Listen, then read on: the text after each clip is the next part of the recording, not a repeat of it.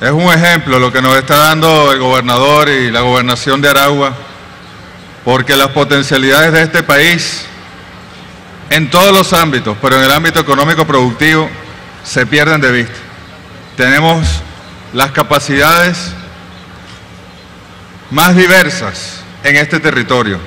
Tenemos tierras fértiles, tenemos costa, tenemos minerales, tenemos recursos naturales, tenemos gas, petróleo, que son de los más codiciados e importantes recursos naturales.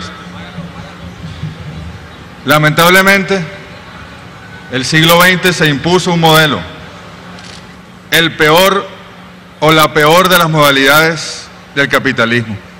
El capitalismo periférico y rentista petrolero. Las burguesías dominantes, desde el año 1908, cuando asume el poder Juan Vicente Gómez, bueno, entregan la soberanía del país para permanecer con algunos pocos privilegios en el gobierno y a cambio le entregan esa soberanía en concreto a través de nuestras capacidades, a través de nuestros recursos naturales, a través del petróleo.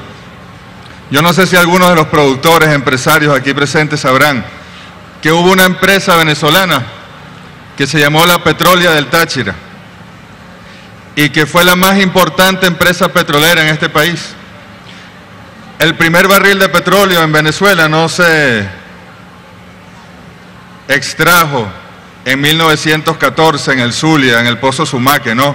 Fue ya en la hacienda La Alquitrana, entre el año 1880 y 1883, porque comenzó a fluir el petróleo después de un terremoto que hubo en 1875.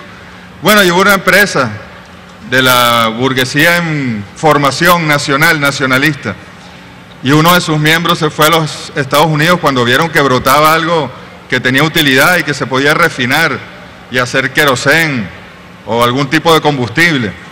Se fueron a Estados Unidos, donde estaba también surgiendo el petróleo, y allí, bueno, se trajeron la tecnología y se la trajeron haciendo todo un esfuerzo en aquella época y comenzaron a innovar sobre esa tecnología.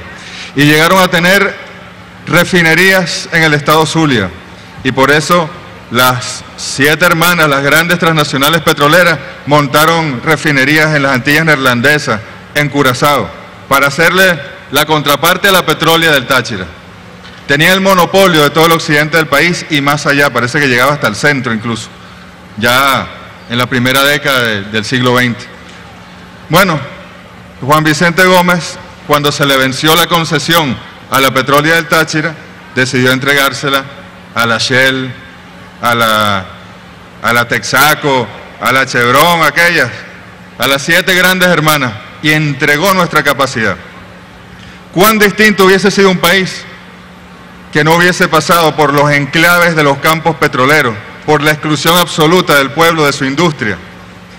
Y, como lo dijo años después Alberto Adriani, y lo repitiera después Arturo Uslar Pietri, y nos lo repitiera hasta la saciedad del comandante Hugo Chávez, sembrar el petróleo. Y sembrar el petróleo, bueno, se puede tomar literalmente y también es cierto, aquí está el ministro de Agricultura, en la tierra, sembrarlo, hacer que nuestros alimentos estén garantizados en Venezuela, la agroindustria, el procesamiento, pero sembrar el petróleo es la industria, es la empresa en Venezuela. Lamentablemente se nos impuso ese sistema y ahí vemos las consecuencias. ¿Dónde está nuestra población concentrada?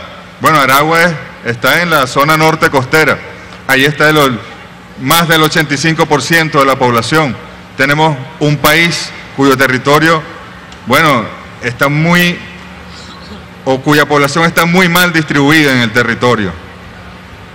Imagínense ustedes el tremendo reto que representa para la revolución bolivariana, con el programa que va a ser plan, que va a ser ley de la República en los próximos meses, el programa de la patria, con todos los esfuerzos que hizo el comandante Chávez. Yo le preguntaría a ustedes, los que son del sector agropecuario, agroindustrial, ¿cuántos aló presidente hizo el comandante Chávez desde terrenos productivos, desde tierras productivas en este país? ¿Cuántos hizo desde las fábricas? Comparen eso con cuántos hizo desde el Palacio de Miraflores, por ejemplo, o desde una plaza en alguna ciudad. No, la inmensa mayoría los hizo procurando la producción del país. ¿Y cuántos esfuerzos? Bueno, ahí está la Constitución, cuando define el sistema socioeconómico.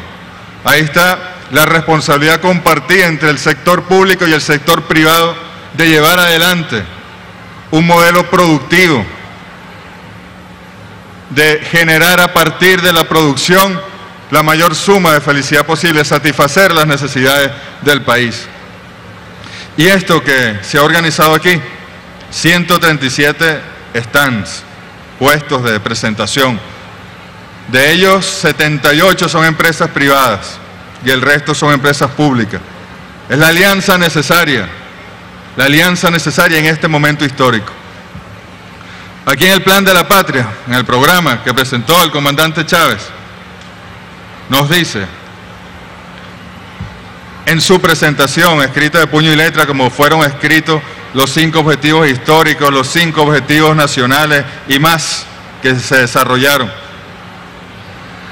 Este es un programa que busca traspasar la barrera del no retorno, la barrera del no retorno. Y sigue desarrollando la idea, pero esa barrera de no retorno, camaradas, trabajadores, empresarios, productores, esa barrera de no retorno, la revolución quiere traspasarla con una empresa privada nacionalista, patriótica, con una empresa privada que responda a los intereses del pueblo. Tengan ustedes la seguridad, y los empresarios, algunos que no hay manera que estén aquí, no están invitados aquí, que están haciendo una guerra económica contra nuestro país, pero tengan ustedes y ellos la seguridad que nosotros vamos a traspasar la barrera de no retorno. Y cuando estemos del otro lado de esa barrera, queremos que nos acompañe una empresa privada que de verdad crea en el pueblo, que de verdad crea en la patria, que de verdad crea en los poderes creadores del pueblo. Conversaba con la ministra María Cristina Iglesias en estos días, algunos temas, algunas preocupaciones.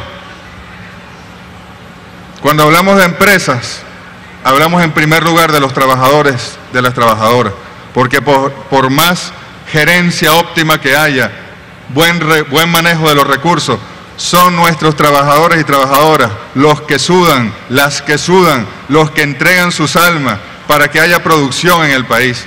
Y esa alianza con el gobierno también debe traducirse en una alianza con sus trabajadores, con sus trabajadoras, con sus consejos de trabajadores y trabajadoras, para que esa relación dicotómica, patrón y trabajadores, no necesariamente exista en esos términos, que se conformen equipos donde esté la gerencia, donde puede haber modalidades en la propiedad, pueden ser... Bueno, en algún momento aquí exploramos la cogestión, no fue el más exitoso de los procesos, de los experimentos, pero estamos ahora con ese decreto ley, esas leyes que partieron de los poderes habilitantes que tuvo el comandante Chávez en el año 2012, explorando nuevas modalidades de asociación. Y allí nosotros tenemos las empresas conjuntas, por ejemplo. El gobierno, a través de sus ministerios o sus empresas, y el empresario privado. Y allí también pueden entrar los trabajadores, y allí también pueden entrar los consejos comunales, la comuna, el poder popular organizado en esa área específica. Tenemos que inventar para no errar, como nos dijo Simón Rodríguez, y lo estamos haciendo, y nosotros los invitamos a inventar con nosotros. No dejemos que el capitalismo que está dando al traste, que está llevando al mundo hacia el abismo, se lleve a nuestra patria. Tenemos que traspasar esa barrera del no retorno, tenemos que inventar, tenemos que avanzar en conjunto para poder superarla.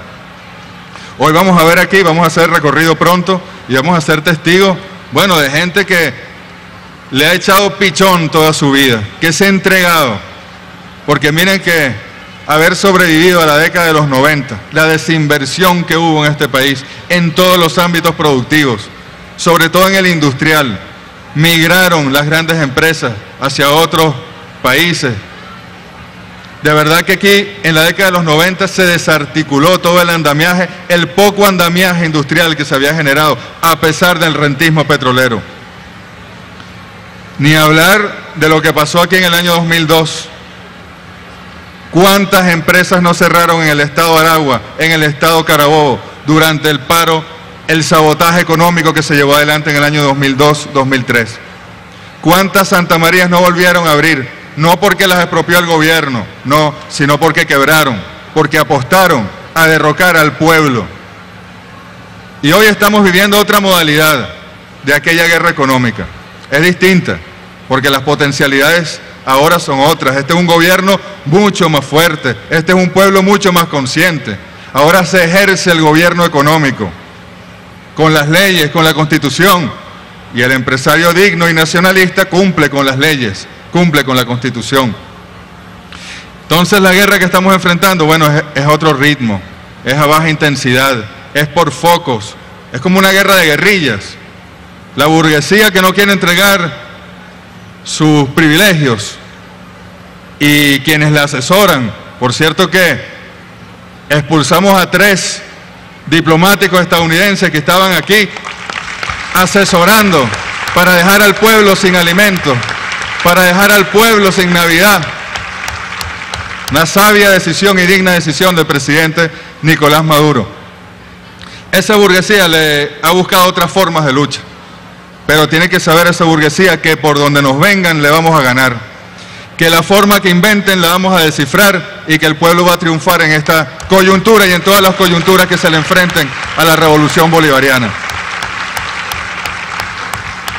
Yo estaba revisando, ya para terminar, ya ni siquiera utilizando el programa que presentó el comandante Chávez, sino, no tengo el ejemplar porque lo tiene, el único ejemplar que existe lo tiene el presidente de la Asamblea Nacional, pero como fueron los equipos de los ministros que están aquí presentes y de todos los ministros,